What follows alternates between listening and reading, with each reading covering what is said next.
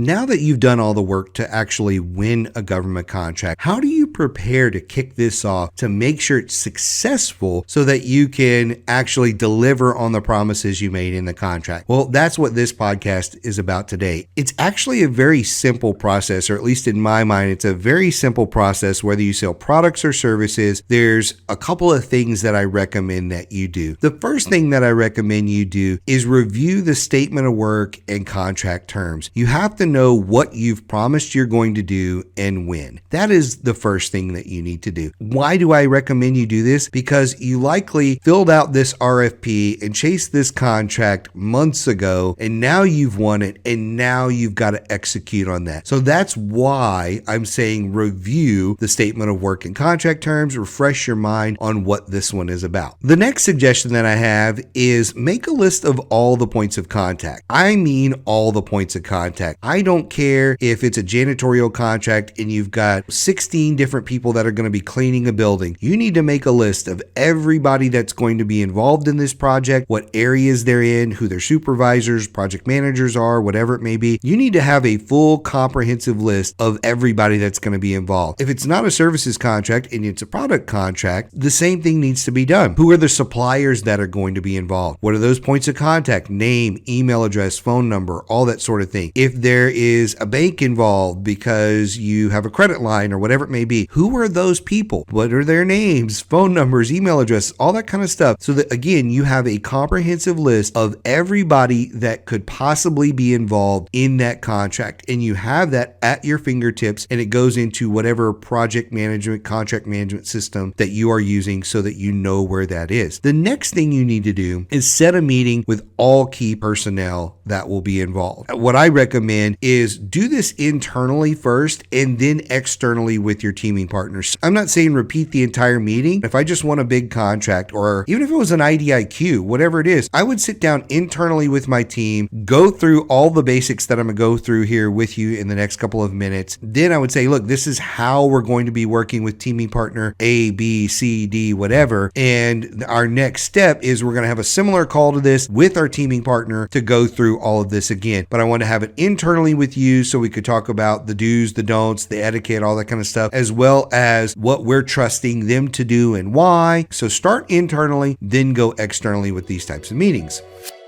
Did you know we have our own community for government contractors? It's called Federal Access. Just visit federal-access.com/game changers and you can get 50% off your first month. This thing is packed full of all kinds of resources, templates, documents, strategy guides, everything you need to be a government contractor. And it gets you in our inner circle where you have direct access to myself and my partner, Josh Frank. So go check it out today at federal-access.com/game changers. Now let's get back into this episode.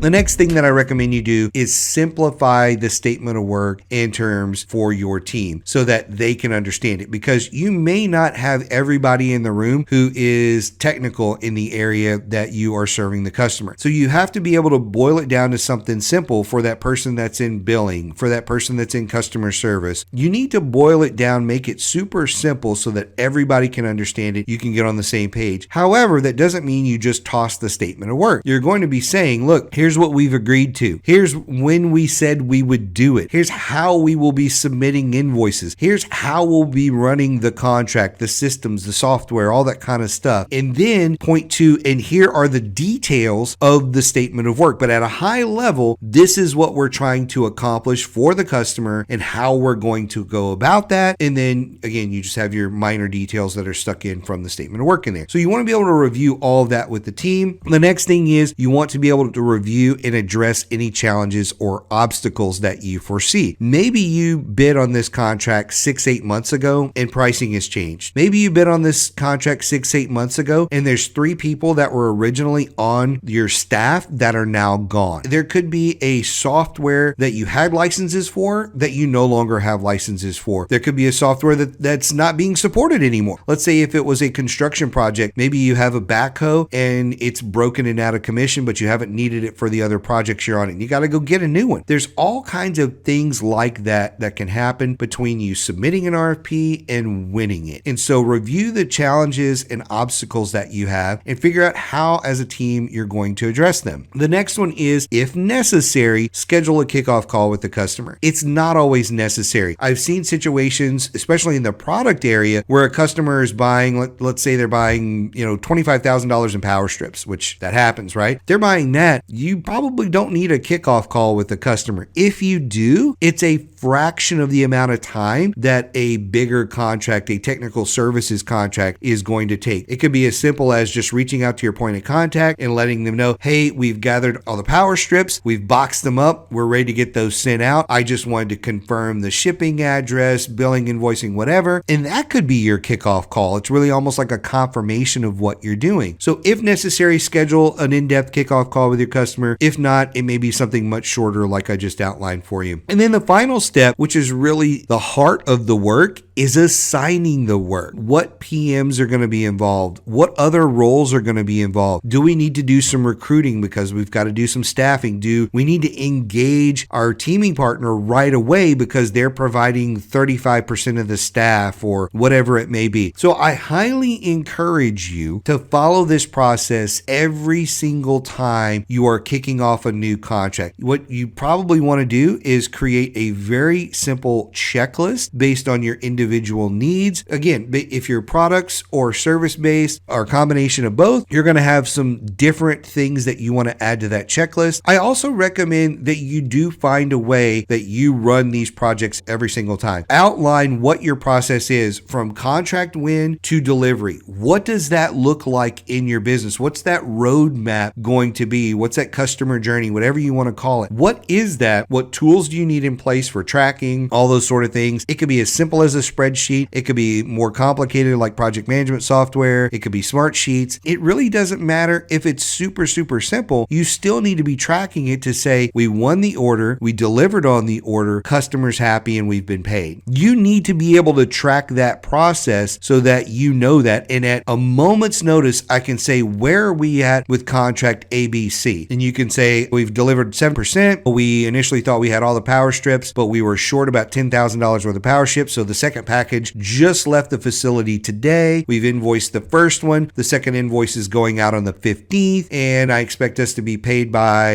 the 30th or whatever it is, right? You need to be able to know all of that information at a moment's notice. And if there's any sort of hiccups, you need a process for navigating that. Let's say there is a problem with the power strips because the manufacturer of the power strips didn't make enough. There's a parts problem or whatever. You need to figure out, how are you going to handle those situations? What's the process for that when it doesn't move? You've got an employee on site and the customer calls you up and says, hey, this is not working out. They're not showing up on time. The quality of work is not well. Or here's another one. That employee just quits on you. They found another job. They had a change of life of some sort and they just decided to go off and do something different. You need to have a process on the back end to handle situations like that are exceptions to a smooth project. And if you have all of that stuff, I think you'll find that you can deliver very easily, whether it's a product or a service. You'll deliver it very easily, very quickly, very efficiently. More importantly, you'll make your customers super happy. One of the things that I recommend if you're listening to this podcast today is to go listen to episode 224. It's called 5 Habits of Successful Government Contractors. It's just going to layer in a bunch more good habits for you. I highly recommend you go listen to that next. I really hope you enjoyed this episode of Game Changers. If you did, please go like and share this episode on your social media, as well as rate and review the episode. That helps other government contractors find out about the podcast and benefit just like you. We'll see you next time.